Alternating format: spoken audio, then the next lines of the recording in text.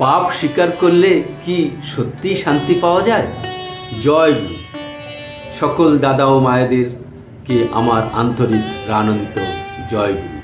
পরম প্রেমময় শ্রী শ্রী ঠাকুরের শ্রীচরণে প্রণাম জানিয়ে পরমারাধ্যা জগজ্জননী শ্রী শ্রী বড়মা, পরম পূজ্য পাদ শ্রী শ্রী পর্দা, পরম পূজ্য পাদ শ্রী শ্রী আচার্যদেবের শ্রীচরণে প্রণাম জানিয়ে আজকের এই পাঠ ও আলোচনা শুরু করছি।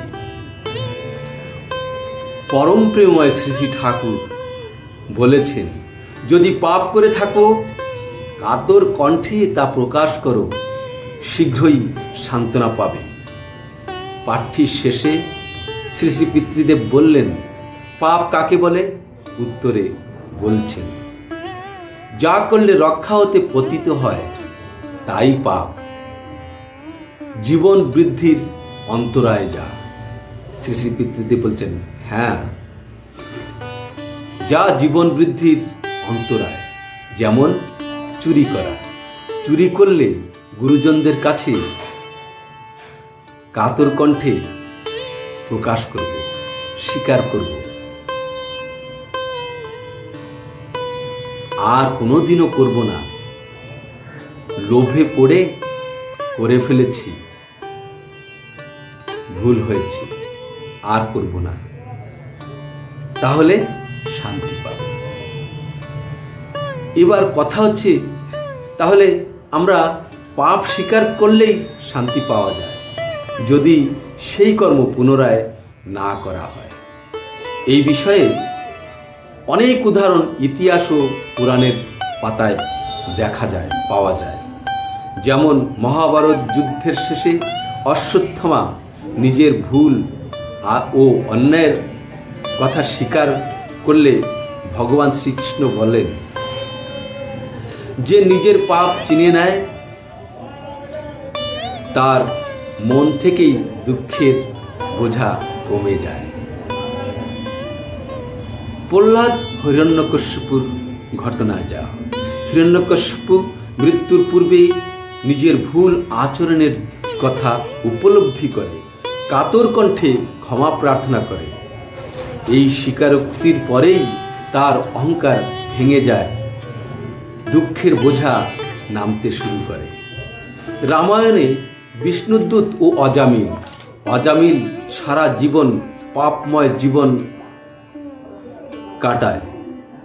মৃত্যুর সময় কাতর কণ্ঠে নারায়ণ নাম স্মরণ করে নিজের ভুল উপলব্ধি করে।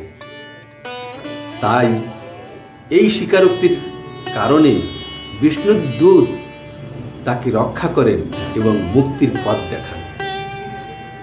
সম্রাট অশোক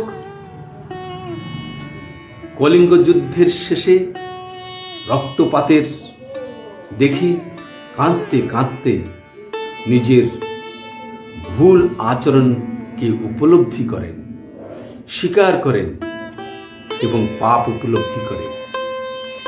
এই স্বীকারোক্তি তার জীবনে আনে পরিবর্তন।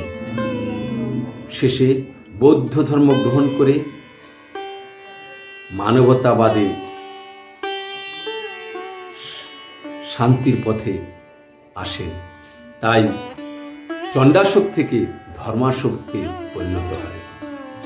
এই সমস্ত উদাহরণগুলি একটি কথাই প্রমাণ করে যে পাপ লুকালে পীড়া বাড়ে, পাপ স্বীকারেই শান্তির দরজা খুলে।